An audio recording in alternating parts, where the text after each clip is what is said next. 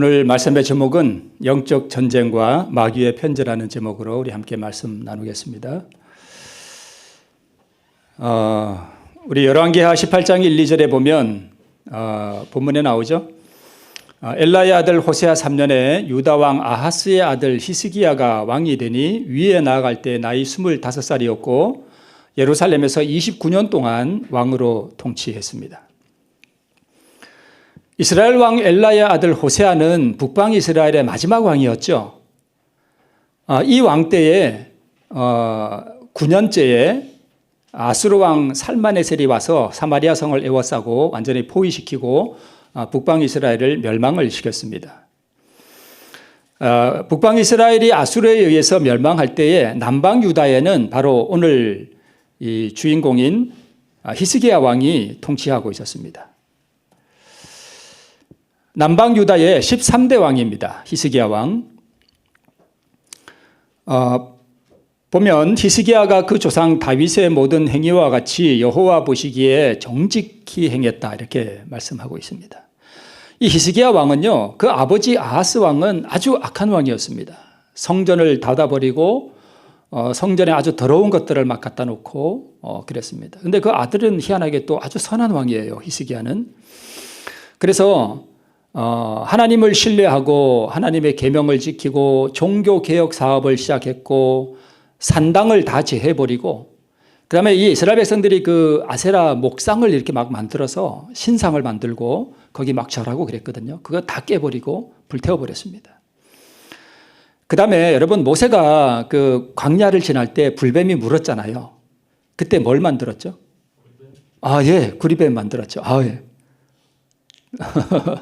우리 집사님 대답하시니까 너무 반갑습니다. 노뱀을 만들었죠. 그래서 노뱀을 만들어갖고 여기 쳐다보는 사람은 다 나왔거든요. 근데 그 노뱀을 약 800년 동안 이스라엘 백성들이 그거 없애지 않고요. 그 노뱀 앞에 가갖고 분향을 했어요. 향을 피우고. 그게 마치 뭐라도 대단한 것이라도 되는 양. 그 노뱀 자체에 무슨 효험이 있는 건 아니잖아요. 그죠? 이스라엘 백성들이 그걸 섬겼단 말이에요. 하나님처럼. 그래서 이 히스기야 왕이 800년 동안 이스라엘 백성들이 그 숭배하던 노뱀을 깨버렸습니다. 그리고 그 아하스 왕 때 아버지가 더럽힌 그 성전을 다 정결케 하고 대대적인 유월절을 지키게 하고 11조를 회복하고 성전 예배를 다시 문을 열고 회복을 했습니다. 참 선한 왕이죠. 그렇죠? 그래서 오늘 보면 저가 여호와께 연합하여 떠나지 아니하고 여호와께서 모세에게 명하신 계명을 지켰더라 이렇게 돼 있고요. 또 여호와께서 저와 함께 하심에 저가 어디로 가든지 형통하였고 저가 아스르 왕을 배척하고 섬기지 않았다 이렇게 기록하고 있습니다. 누가요? 히스기야 왕이. 자, 여기 연합했다 하는 이 말은 히브리 말로 다바크라는 말인데 이게 무슨 뜻이냐면 이렇게 애들이 엄마 치마 자르게 막 매달리는 거 있죠. 그렇게 이렇게 막 매달리다. 그 다음에 나오미를 쫓아오던 룻이 있죠. 자부. 룻이 돌아가라 그러니까 룻이 그 시어머니 룻을 붙쫓았더라 하는 말이 있죠. 그와 같아요. 아주 이렇게 꼭 붙잡는 걸 말합니다. 그래서 히스기야 왕이 하나님을 그렇게 꼭 엄마 치마 자르듯이 붙잡고 계명들 지키고 형통하고 여기 아수르 왕은 사실 사단을 의미해요. 마귀를 배척하고 섬기지 않고 아주 신실한 왕이었습니다. 여기 보면 계명을 지켰다 하는 것은 여러분 계명을 진짜 지켰다 하는 이야기는 무슨 이야기와 같은가 하면 우리 그리스도의 의를 가지고 있다는 말과 똑같습니다.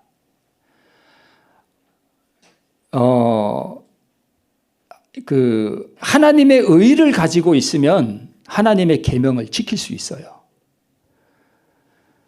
완전한 자기 굴복과 믿음의 의를 실천하며 사는 성도의 생애를 상징적으로 보여줍니다. 이게 새 천사의 기별이잖아요.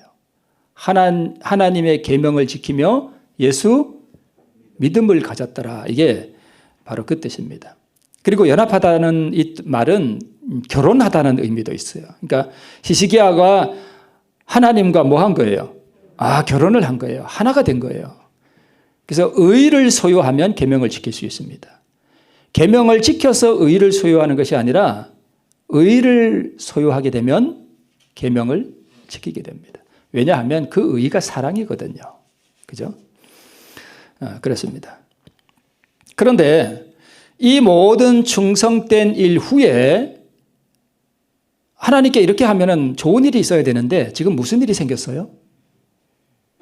전쟁이 났어요. 이렇게 하나님께 충성하고 뭔가 믿음으로 살고 하나님의 계명을 지키는, 그 다음에 우상들을 다 제거해버리고 11조를 회복하고 이렇게 살아가는데도 불구하고 이 모든 형통한 일 후에 누가 쳐들어왔어요? 아수르 왕이 쳐들어왔습니다. 여러분, 우리가 믿음의 의를 깨닫고 나를 굴복시키고 하나님께 신실하게 살아가고 성도의 아름다운 생애를 살아가는데 무슨 일이 생길 수 있어요? 사단이 나를 뭐해요? 공격해 온단 말이에요. 어려운 일이 생겨요. 아주 곤란한 일이 생기고 억울한 일도 생긴단 말이에요. 그죠? 이런 일이 생긴단 말이에요. 그래서 나를 아주 무너뜨리고 나를 마귀가 사로잡아 가려고 한다는 것입니다. 아까 보니까 히스기야 왕이 아수르 왕을 배척하고 섬기지 않았다 그랬죠. 그러니까 마귀를 섬기지 않은 거예요. 그런데 어쭈 이것 봐라 그러면서 이제 쳐들어온 거예요.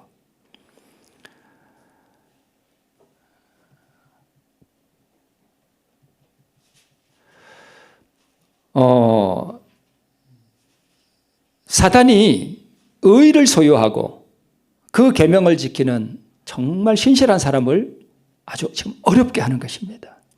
우리가 이런 경험 하잖아요. 그죠? 내가 그냥 대충 살 때는 뭐 별일이 없는 것 같은데 내가 먼저 신앙을 좀 뭔가 새롭게 하려고 하면 꼭 무슨 일이 생겨요? 어려운 일이 생겨요. 꼭 뭐가 마귀가 역사한다는 것을 우리가 느끼는 때가 많다는 것입니다. 그래서 오늘 이 히스기야는 누구를 상징하는가 하면 나를 상징해요. 그리고 아수르 왕 사네립은요. 사탄을 상징합니다.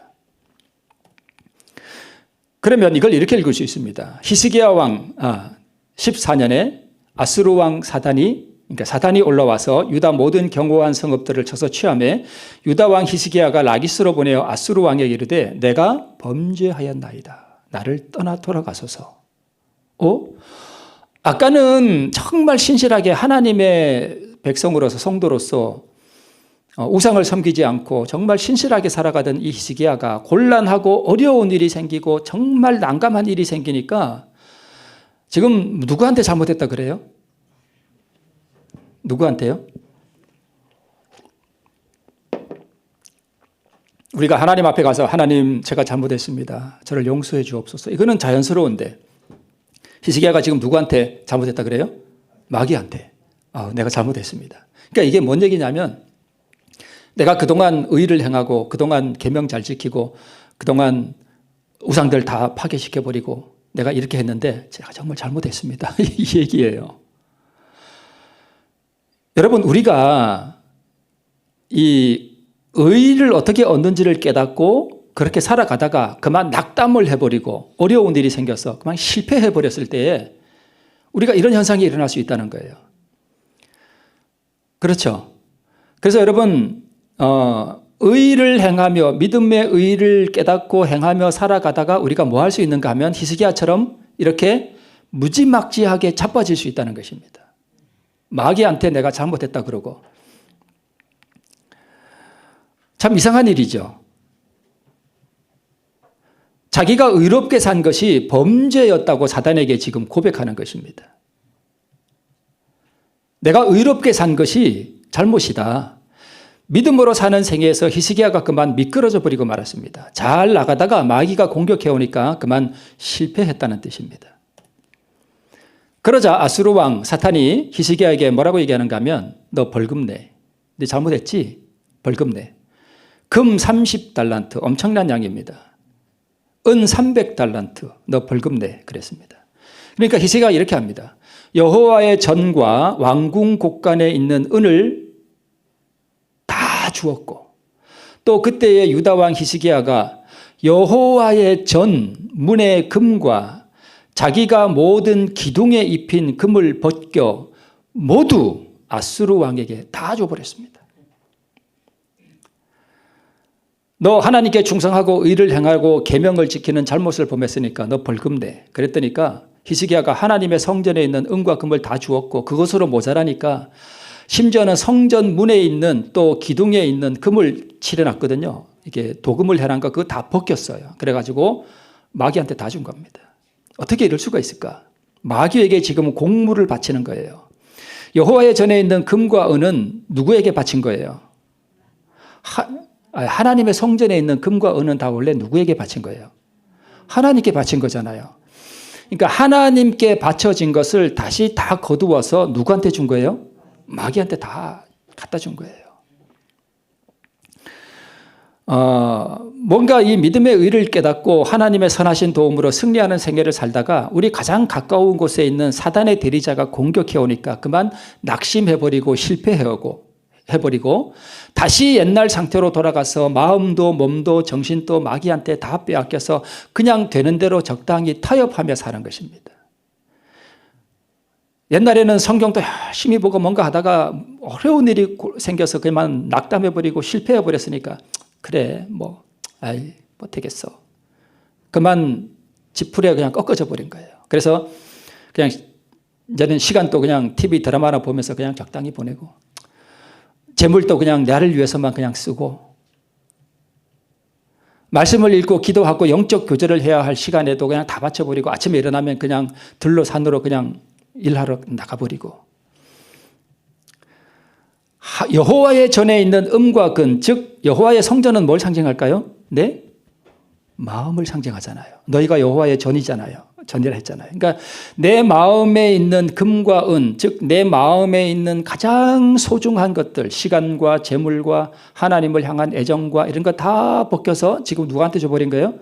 마귀한테 줘버린 것입니다. 마귀한테 공물을 바쳤습니다. 이렇던 사람이 이렇게 바뀌어버렸습니다. 성경에서 은은 뭘 상징하는가 하면 충성을 상징해요. 뭘 상징한다고요? 충성. 금은요. 라오디가 교회에 하나님께서 우리에게 금을 사라 그랬잖아요. 그 금이 뭘 상징하는가 하면 사랑으로 역사하는 믿음을 상징해요. 그러니까 믿음도 다 누구한테 줘버린 거예요? 마귀한테 줘버리고 충성도 다 마귀한테 줘버리고 그렇게 줘버렸습니다. 다시 옛날로 돌아가 버린 거예요. 우리 이런 경험을 저도 많이 했습니다. 여러분 이런 경험하고 낙담해 본 적 많이 있죠? 많이 있어요. 그래, 내가 뭐 되겠어. 내가 뭘 하겠어. 모르겠다. 이런 마음 저도 많이 가져봤거든요. 아마 여러분도 많이 경험해 보셨을 거예요. 자, 그러자 이제 금을 벗겨서 모두 아수르 왕에게 주었더라. 열왕기하 18장 16절과 17절이 연결이 됐는데요. 17절에 아수르 왕이 다르단과 랍사리스와 랍사게로 대군을 거느리고 라기스에서부터 예루살렘으로 가서 히스기야 왕을 치게 하며 이게 두 번째 공격한 거예요. 첫 번째는 그렇게 실패해서 금을 다 줬거든요. 그래서 돌아갔어요. 돌아갔는데 17절은 두 번째 다시 공격해 온 것입니다. 왜 공격해 왔을까요?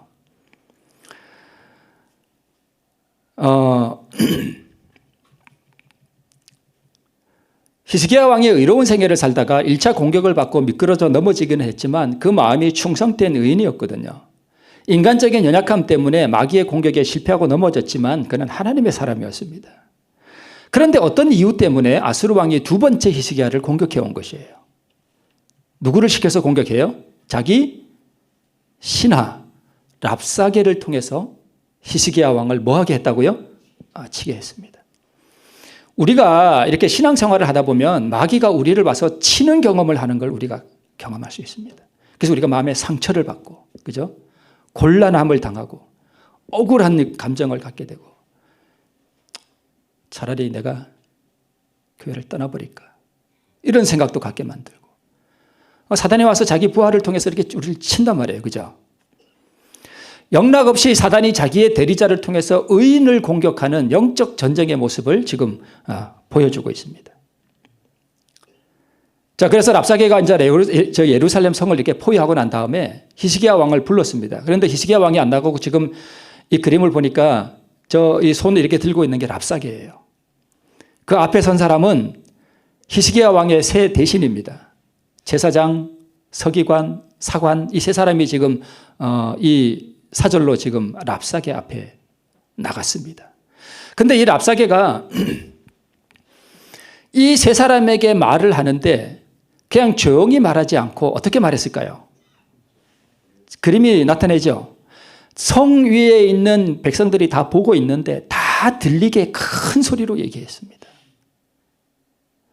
그게 제가 좀 자세히 우리가 그 교독문에 싣지를 못해서 제가 안 실었습니다만은, 그런데 이 랍사게가 아람 방언으로 말을 하면 되는데 유다 방언으로 말해요. 이 랍사게는 유다 방언도 잘하고 아람어도 아주 능통하게 하는 말에 능한 사람이에요. 마귀가 우리에게 자기 생각을 넣어주고 우리를 낙담케 할 때는 우리가 잘 알아듣는 말로 합니다. 우리의 마음을 아주 이렇게 긁어놓을 수 있는 말을 잘 골라서 해요. 일부러 유다 사람들이 잘 알아듣게 말을 합니다. 히스기야는 나고 아수르 왕 사네리브는 사탄을 상징하고 랍사게는요 사탄의 부하나 혹은 그의 대리자를 상징합니다. 저도 랍사게가 될 수 있고 우리 모두가 다 랍사게가 될 수 있습니다. 이렇게. 첫 번째 뭐라고 비하하는가 하면 군사력을 비하합니다. 누구를 의뢰하고 나를 반역하였느냐. 아수르가 두 번째 히스기야를 공격해온 이유는 히스기야가 아수르를 배반했기 때문입니다. 즉 죄악의 사람에게 더 이상 공물을 바치지 않고 이 히스기야가 한 번 실패하고 난 다음에 내가 이렇게 살아서는 안 되겠구나. 내가 왜 이렇게 실패하고 지금 좌절하고 낙담 상태에서 내가 지금 왜 이러고 있지? 내가 다시 하나님께로 뭐 하리라? 돌아가리라. 내가 더 이상 다시 마귀에게 한 번 실패했지만 내가 하나님께로 다시 돌아가리라. 이렇게 결심했기 때문에 아수르 왕이 지금 두 번째 다시 뭐 한 거예요? 다시 쳐들어온 거예요. 그러면서 다시 이 히스기야 왕에게 비방하는 것입니다. 네가 누구를 의뢰하고 나를 비방하였느냐. 외교력을 비방해요. 사실 히스기야가 애굽을 의지한 면이 있거든요. 세 번째 히브리 신앙을 비하합니다. 우리 하나님 여호와를 의뢰하노라 하리라마는 너 하나님 의뢰한다고 너 되는 게 아니야. 우리 이런 마음 많이 들잖아요. 그죠? 네. 그 다음에 군사력을 비하합니다. 너 내가 말 2,000피를 줄 테니까 한번 탈 사람을 내봐라. 내가 말 2,000피를 2,000명 말 탈 1,000명이 없다는 것입니다. 마귀가 우리에게 이런 말 많이 넣어주죠. 너가 뭘 하겠어. 관도. 저도 이런 음성 많이 들어봤습니다. 제 안에서 일어나는 생각이 있죠. 그래, 내가 뭘 하겠어. 안 돼. 하나님을 원망하게 합니다. 내가 지금 이 예루살렘 성을 포위하고 지금 쳐들어온 것이 하나님께서 시켜서 그런 거다. 하나님의 뜻이다. 그래서 우리가 실패하고 난 다음에 우리의 마음속에 드는 생각은 왜 이런 어려운 일이 생기는가. 하나님, 제가 하나님께 충성하고 하나님 뜻대로 살려고 하는데 하나님 왜 제게 이런 일이 생깁니까? 하나님 이거 너무한 거 아닙니까? 이런 생각 우리가 들 때가 있죠. 하나님을 원망하는 생각이에요. 이게 랍사게가 이스라엘 백성들을 낙담시키기 위해서 지금 큰 소리로 지금 이런 얘기하는 것입니다. 이걸 오늘 우리의 현실 속에서 보면 사단이 우리의 생각 속에 자기의 생각을 이렇게 넣어준다는 거예요. 너 하나님께 믿는다고? 그럼 이게 뭐야? 이런 생각 들 때가 우리에게 참 많습니다.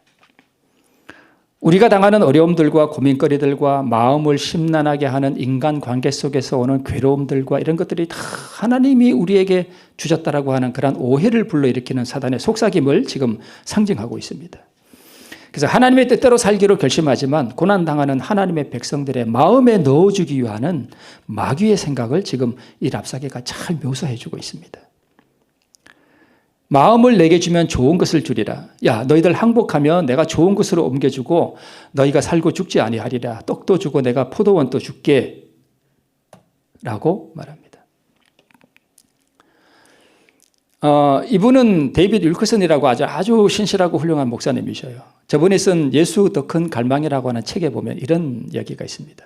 오순절 교단에 한 목사님이 있었는데 그의 아버지도 목사였고 아들도 목사였습니다. 아버지는 은퇴해서 75세가 되었고 가난하고 병든 상태였습니다. 그런데 젊은 아들 목사가 그의 이동주택에 앉아 있을 때에 한 음성이 들렸습니다. 예, 하나님이 자기 신실한 종에게 어떻게 대우하시는지를 봐라. 너희 아버지는 일평생 하나님을 위해 봉사했는데 지금 째지게 가난하고 병들었구나. 너희 아버지는 평생 경건하게 살았는데 너의 형편은 이렇게 서글프구나. 너도 내 아버지처럼 그렇게 가난하게 살고 싶으냐 하는 마귀의 음성이었습니다. 그때 이 젊은 아들 목사는 나는 절대로 가난하게 살지 않을 거야 하고 자신에게 속삭였습니다. 이때 악한 영이 그에게 들어갔고 그는 그때부터 돈을 벌기 시작했습니다. 미국에는 목사가 파트타임 목사 있죠. 저는 작업 사역이잖아요. 그러니까 저 같은 사람이에요. 저는 그냥 제가 가서 돈 벌어도 되거든요. 그죠? 모르셨어요? 좀 아셔요. 저는 제가 가서 돈 벌어도 돼요. 진짜 목사님은 돈 벌면 안 되죠? 그죠? 저는 돈 벌어도 돼요. 모르셨구나. 아셨죠? 그래서 아마 파트타임 목사였던 것 같아요. 그래서 뭘 했냐면 트럭 파는 장사를 했는데 정직하게 하지 않았습니다. 아마 이 데이비드 윌커슨 목사님이 잘 아는 목사님 실제적인 사건을 얘기했던 것 같아요. 이 남자는 지금도 목회를 하고 있지만 그의 삶은 불행하다라고 이 책에 쓰고 있습니다. 우리가 이런 생각을 얼마든지 가질 수 있어요. 그죠?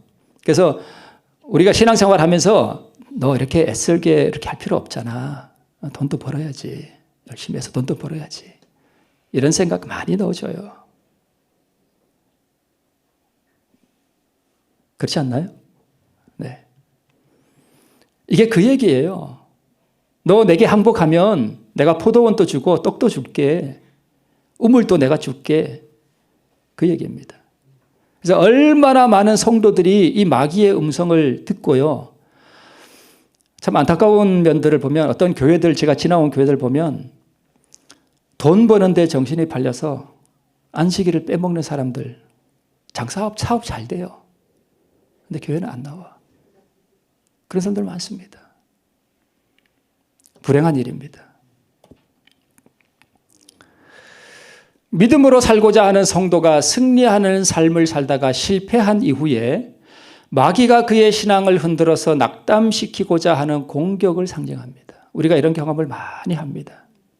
그래서 여러분, 내가 믿음의 의를 깨닫고 이렇게 하나님 안에서 승리하는 생애를 살다가 분명히 실패하는 때가 옵니다.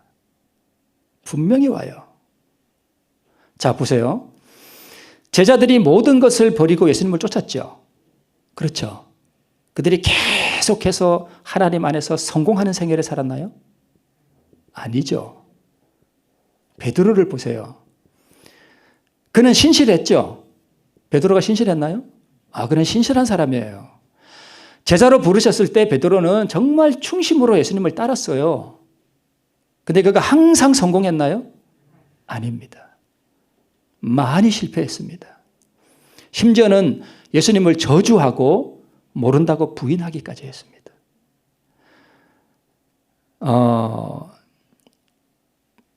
때로는 하나님께서요, 우리가 의를 알고 우리가 승리하는 생애를 살다가 하나님께서 일부러요, 우리 마음을 휘저어 놓을 때가 있어요.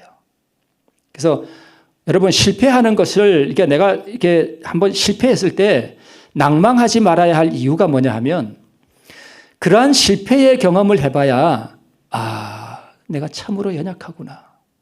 내가 참 연약하구나. 내 안에 죄악이 많구나. 하는 겸비한 마음을 갖게 됩니다. 낭망하지 마세요. 이런 실패의 경험이 없으면 사람이 아주 좀 이상해져요. 교만해져요. 아마 실패해 본 경험을 하신 분들은 제가 지금 무슨 말씀을 드리고 있는지 잘 아실 거예요.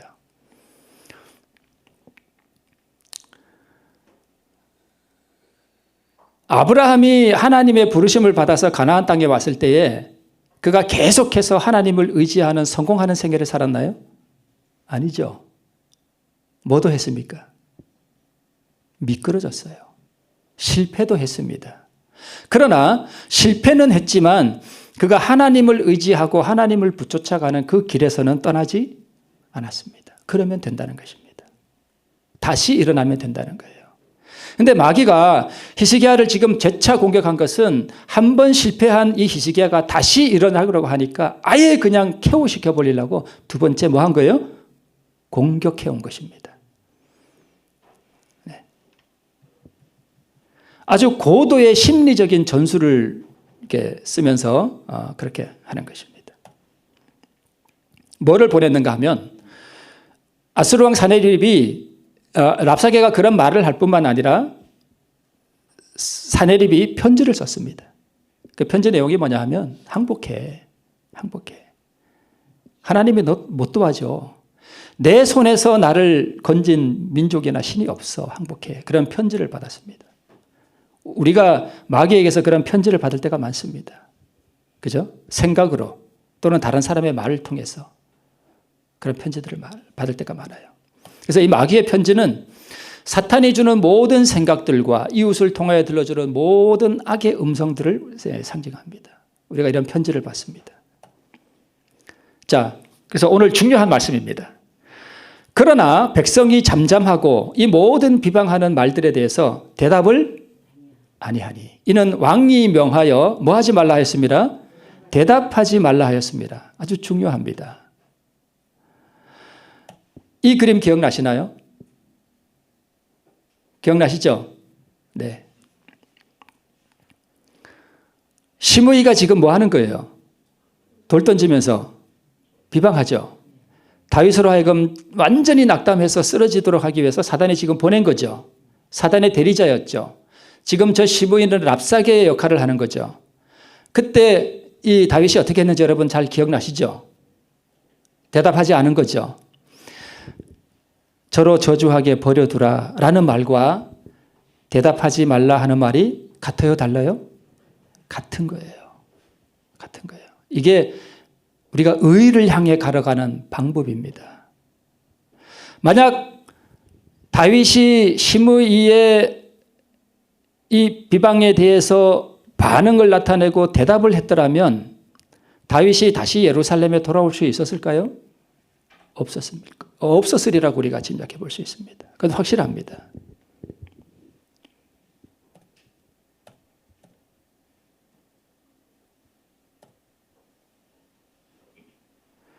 히스기야가 사자의 손에서 편지를 받아보고 여호와의 전에 올라가서 그 편지를 어디에 펴놓고요?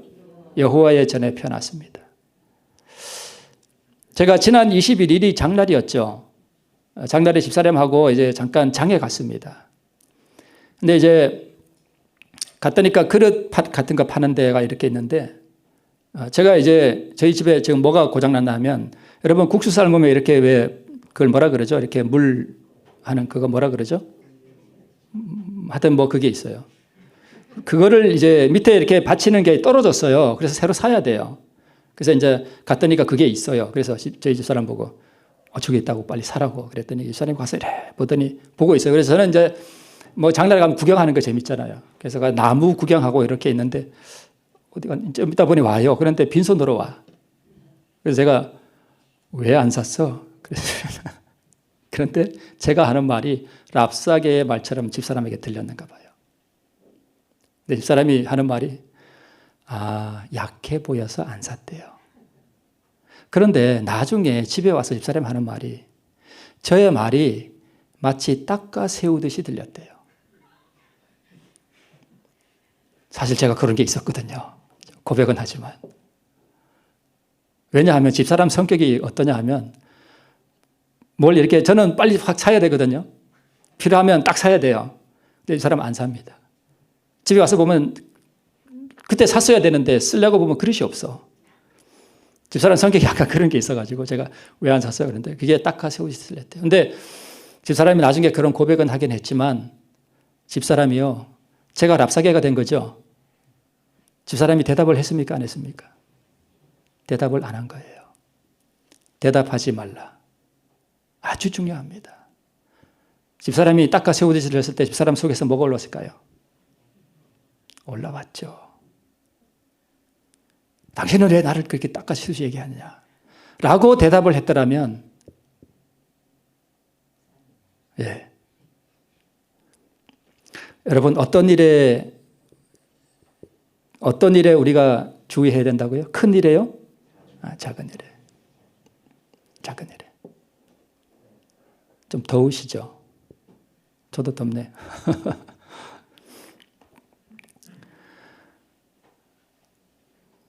집사람이 그렇게 했는지는 모르겠지만 사실 집사람은 제가 집사람에게 던진 그 편지를 가지고 저에게 대답하지 않고 어디로 가지고 간 거예요? 여호와 앞에 가지고 간 거예요. 여호와 앞에. 히스기야 왕이 랍사게의 그 비방하는 모든 말과 아수르 왕 사네립이 그에게 던진 모든 편지에 대하여 대답하지 않고 여호와의 전에 올라가서 그 앞에 펴 놓았다 하는 말이 바로 그런 의미입니다. 그는 사람을 대항하여 싸우려 하지 않았습니다. 자, 이 그림을 보시면 이게 히스기야 왕이에요. 지금 그 앞에 뭐가 있습니까? 사네립이 보낸 뭐가 있는 것 같아요? 편지가 저기 있습니다.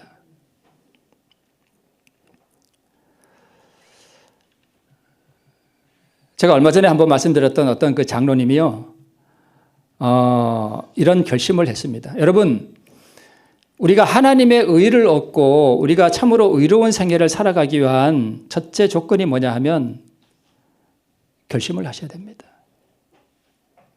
결심이 있어야 돼요. 제가 어제 저녁인가 지난 안식일에 금요일에 하나 말씀드렸죠.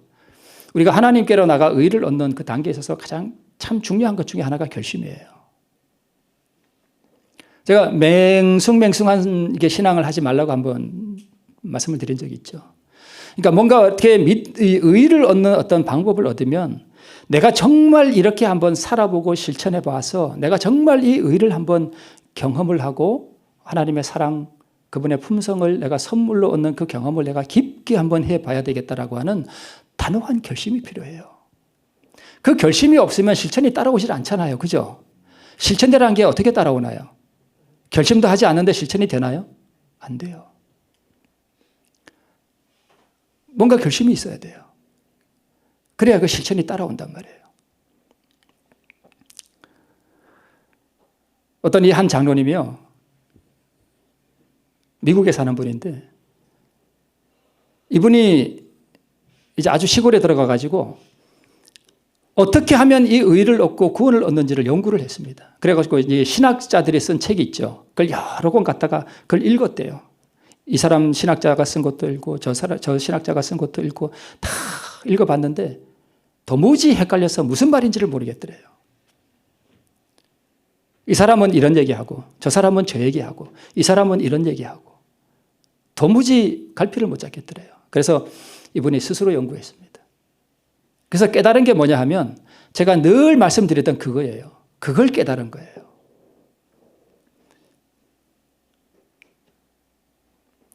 의는 어떻게 이루어진다고요? 전적인 자기 굴복과 하나님께로부터 선물로 받는 뭐로 이루어진다고요? 의로 이루어진다고요. 그 두 가지예요. 이걸 깨달은 거예요, 그분이. 그래서 이분이 그렇게 살기로 결심을 한 거예요.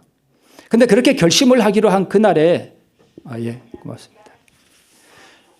결심을 하기로 한 그날에 있었던 그 사건을 다 기록하면 책으로 쓴대요, 책으로.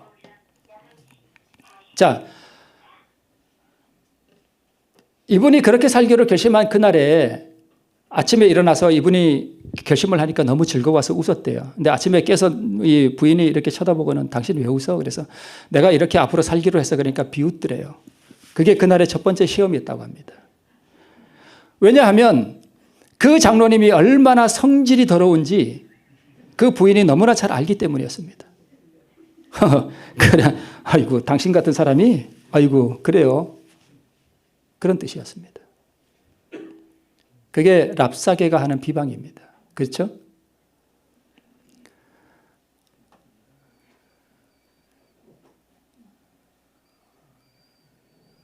그날 서재에서 책을 보고 있는데 아이들이 싸우는 소리가 들렸습니다.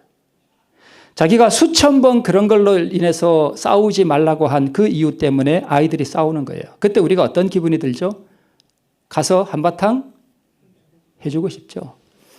그러니까 이 장로님이 성질이 아주 괴팍하고 좀 그런 사람이었던 것 같아요. 그런데 여러분 참 이상한 것은 자기가 원래부터 유순한 사람보다는요, 좀 성격이 모나고 좀 이렇게 막 좀 모난 사람들이 있죠. 성질이 좀 더러운 사람들이, 그런 사람들이 결심하고 이걸 행하면 어쩌면 더 쉽게 옵니다. 더 쉬워요. 크게 한번 굴복시키고 나면요, 그 의의가 뭔지를 알거든요. 그런 게 있어요. 그래서 어떤 사람이 성질이 더럽다고 나쁘게 볼 것만은 아니에요.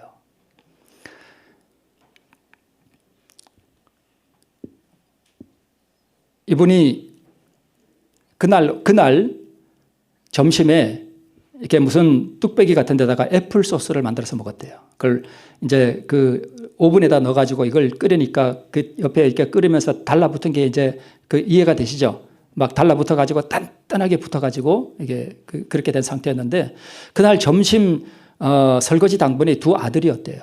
근데 갑자기 장로님 마음속에 내가 설거지를 해야 되겠다는 충동이 일어나더래요. 하나님의 음성이죠. 그래서 얘들아, 오늘은 내가 설거지를 해줄게. 그랬더니까 이 두 아들놈이 이게 웬 떡이냐 그러면서 주랭랑을 치더래요. 그래가지고 이제 장로님께서 설거지를 이렇게 하다가 바로 그 애플 소스 단지 그걸 이렇게 씻고 있는데 아무리 지워도 이게 딱 따라붙어갖고 안 지더래요. 그래갖고 이건 뭐 겉부분인데 어때? 그러고는 이제 이렇게 올려놨는데, 그날따라 잠시도 쉬지 않고 이렇게 움직이던 그 부인이 소파에 이렇게 앉아있더니 자기를 그렇게 쳐다보더래요. 보더니 그냥 올려놓는 그 모습을 보고는 번개같이 올라와가지고는 그걸 딱 들고는, 여보, 이게 뭐예요? 이게 뭐예요? 이게? 내가 언제까지 이걸 얘기해야 되나요? 저러면서 이제 이렇게 막, 저희 집사람도 그래요. 제가 설거지를 하면, 제가 이제 설거지를 하고 있잖아요.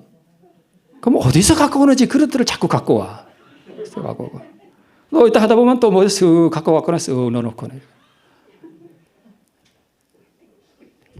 어제는 제가 냄비를 이렇게 닦았는데, 저는 깨끗이 닦았거든요. 그래서 이렇게 이제 하고 이렇게 갔는데, 오더니,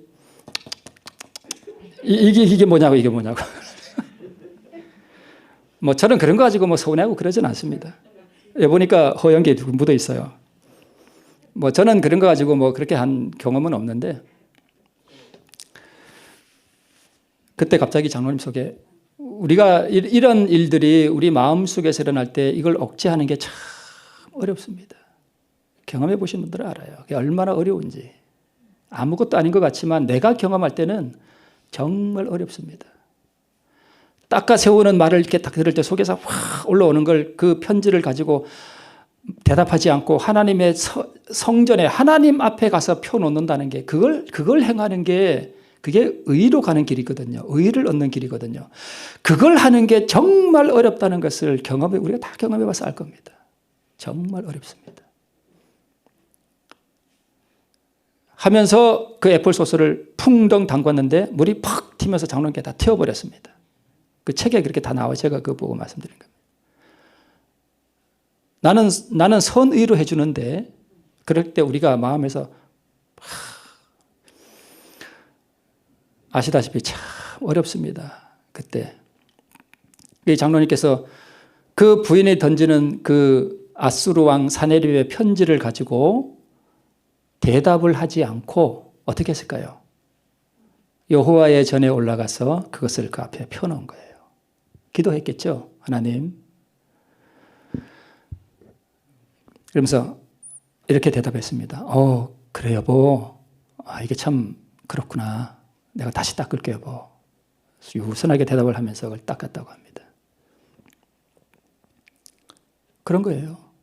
여러분, 오늘 이 히스기야가 이 모든 비방과 이 모든 그 아수르 왕 사네립이 보낸 그 편지를 가지고 일절 백성들에게 그 비방에 대하여 대답하지 말게 하고, 자기가 받은 그 편지를 가지고 여호와의 전에 올라가서 아버지여, 이렇게 제가 편지를 받았습니다.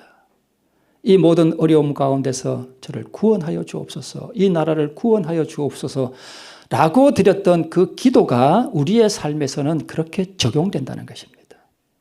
그게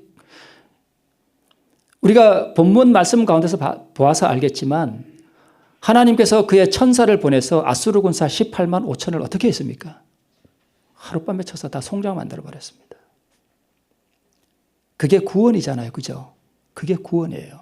그러면 그것을 그대로 우리의 삶에 가지고 오면 바로 우리도 그렇게 하면 그것이 구원이라는 것입니다. 모든 비방들에 대해서 우리가 대답하지 아니하고 그 편지를 어디로 가지고 가면? 여호와 앞에 가지고 가면. 그래서 성경을 읽을 때 이 믿음의 의가 무엇인지를 알면 모든 성경이 다 그렇게 보입니다. 다 그렇게 보여요. 모든 어떤 은혜로운 설교를 믿음의 의를 없이도 우리가 은혜롭게 설교할 수 있습니다. 그러나 거기에 의가 무엇인지가 들어가지 않으면 다 않고 없는 찐빵과 같습니다.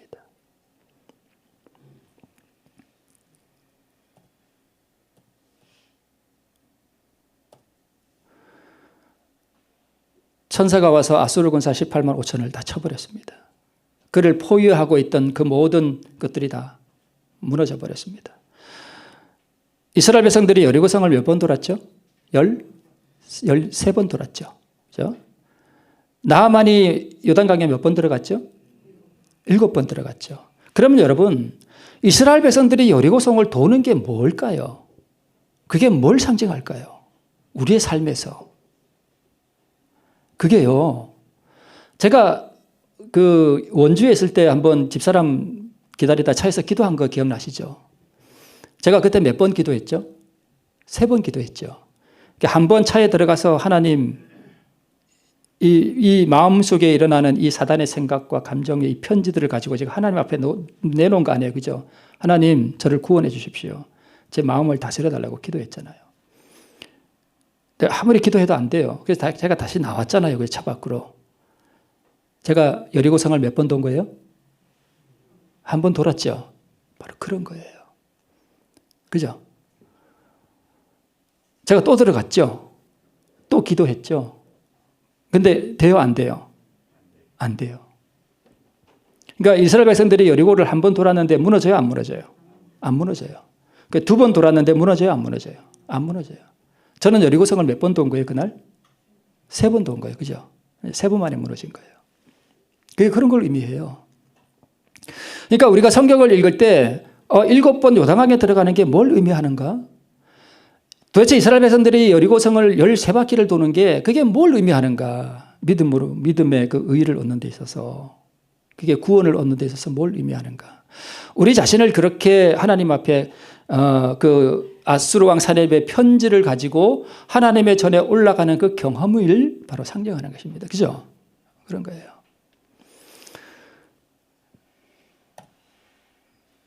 우리가 하나님께 온전한 믿음의 순종을 바치기로 결심하면 사단이 자기 부하들을 데리고 이렇게 해서 벌떼같이 우리를 조롱하고 협박하고 위협을 가할 것입니다. 그러나 그러한 영적 투쟁이 없이 하나님을 섬길 수 있는 사람은 없습니다. 그런 영적 투쟁 없이 우리가 의의를 얻을 수 있는 방법은 없습니다. 우리가 하나님을 붙잡기로 마음을 정했다면 우리는 우리의 주변에 있는 사람들과 환경들이 나를 공격해오는 것을 경험하게 될 것입니다. 그러나 하나님을 의지하고 붙잡기로 한 결심을 절대 포기하지 말기를 바랍니다. 혹시 이 걸음을 걸어가다가 실패한 분이 있으실 수 있다고 제가 생각이 듭니다. 실패한다고 낙담하면 된다고요? 안 된다고요? 안 된다고요.